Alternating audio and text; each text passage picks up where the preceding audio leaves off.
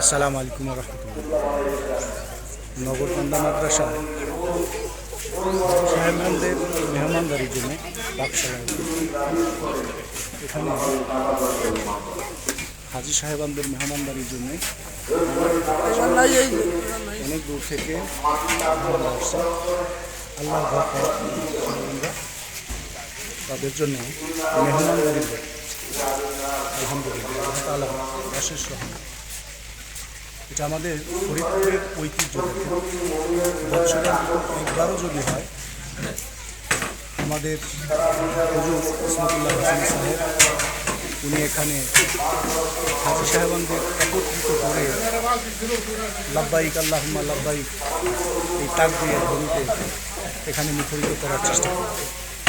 আলহামদুলিল্লাহ এটা হলো সেই পাকশালা এবং তাদের মেহমানদারি ব্যবস্থার একটা অংশ। আসসালামু আলাইকুম।